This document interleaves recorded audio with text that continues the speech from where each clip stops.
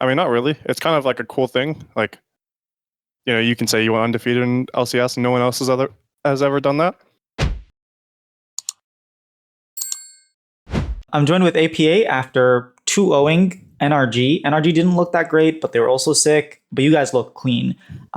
First, I want to get your feelings on just the split in general, and if you, at the beginning of the split, ever envisioned not dropping a set. I don't know if we envisioned going 7-0. I think we knew we would be top 2, top 3, probably around there at like the very start of the split if you were to ask me. But it's definitely not out of the realm of possibilities in our head for us to go 7-0 because we did just win the split before. So Would you have thought the same thing if it was the same format as last split? So 14 best of ones, would that have been a thought? For us to go undefeated? Yeah, do you think you would have done it if it was still the same format as last split? Probably not, just because it's a lot easier to lose. I mean, already this split, we've lost 3 games. So that's true, yeah. Most definitely not.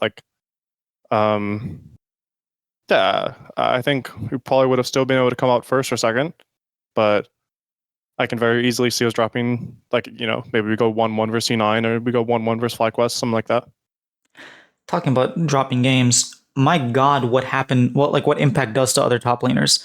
I'm very curious as to NRG have their problems, especially with Dokla and how to fully utilize him and his carry picks. But you're playing against Impact and Team Liquid. You know they're gonna lane swap on you. You know they're gonna play it better. They just did game 1, and then you opt into the same thing. What? I guess from the Team Liquid perspective, what do you think when you're going up when you see first pick Rumble? Well, we just knew they had high priority on it, and it is a very strong character, so it makes sense for them to pick it. Last week in our draft prep, we saw that they were banning Cassante for it, so we were thinking they were going to ban Cassante for the Rumble early pick. They ended up not doing it for whatever reason they chose not to, and then I think our lane swaps, while they were good, I feel like people talk about it a lot, but we also still do just have really good laners.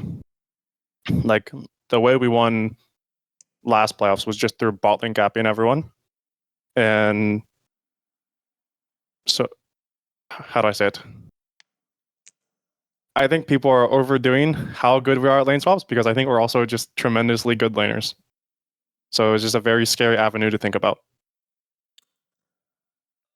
Okay, that's fair. I don't feel like you guys are super explosive in lane besides Impact. The first thing when you say we're super good laners, I immediately remember your game against Insanity. I'm a Shopify fan, so maybe I'm clinging on to that. But there was some interesting quirky Tristana play between both of you. I do want to. I think I forgot to ask. This is probably my last question about it. But does this hold any specific significance going undefeated? Does it mean anything to you?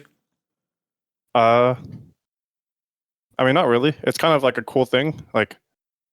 You can say you went undefeated in LCS and no one else has ever done that. But, winning regular season is not the same as winning playoffs. No one's going to care about if we win regular season. If we end up, bombing out, placing 4th or something, no one's going to care. So it's like a good feeling, but it doesn't really mean much.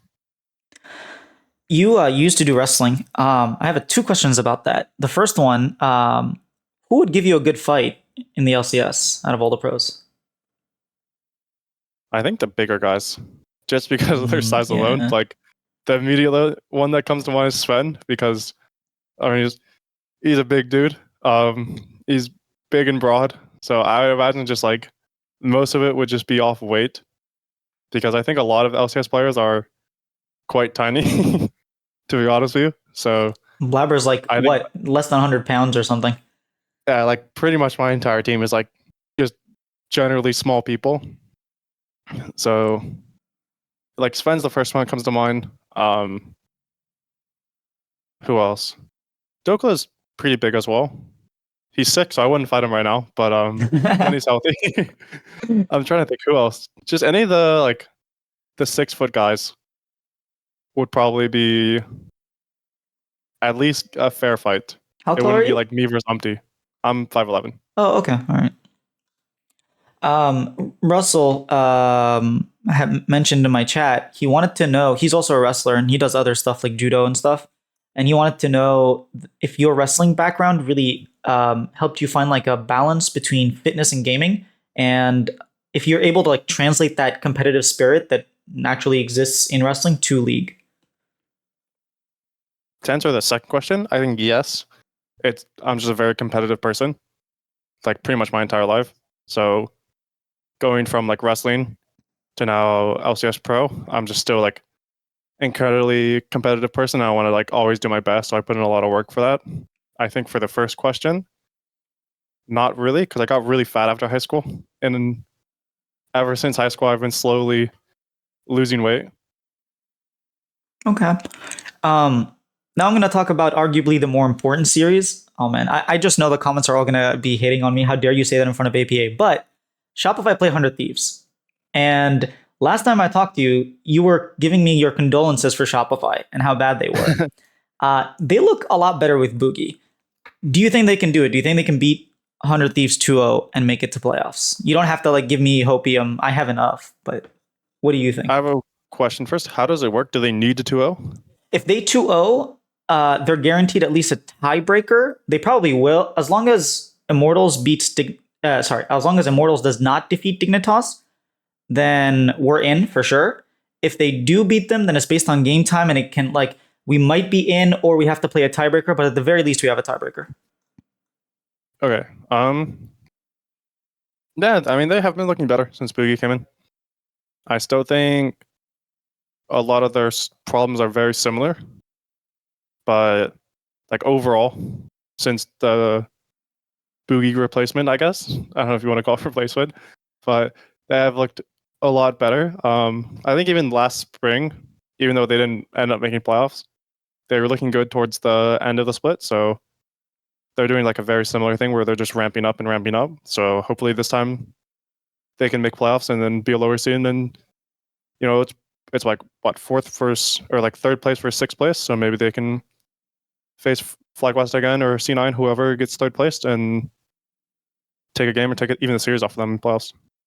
Yeah, if we do 2-0 and Dignitas don't lose, we probably will finish fifth. So we'll have to play Dig, so that's even more winnable.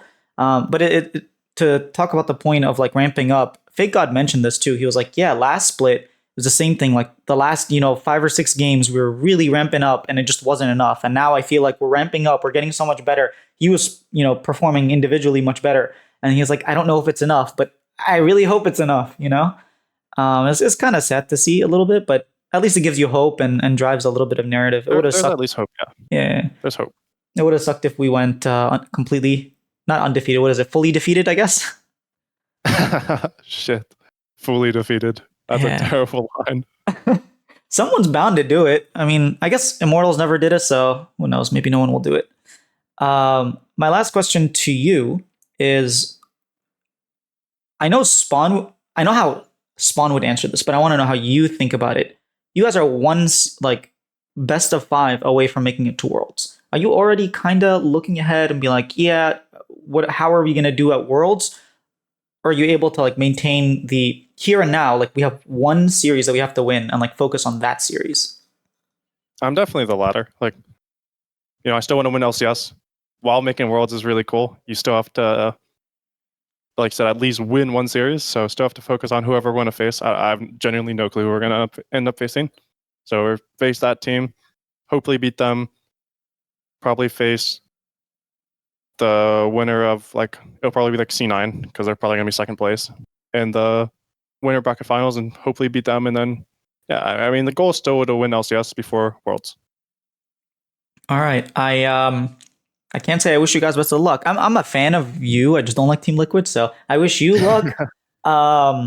But yeah, hopefully we see Team Liquid do well internationally. When you guys are international, I'm a fan of Team Liquid, so I will say that. So good luck to you guys. Nice. Yeah. I'm gonna try to not make all of my outros just me complaining and crying that Shopify didn't make it, but a few of them might be. It was kind of sad to think that it was a little too little, too late. But talking about the Team Liquid, I did make the argument that I don't really think their undefeated split is undefeated. I think it's like a fraudulent undefeated split.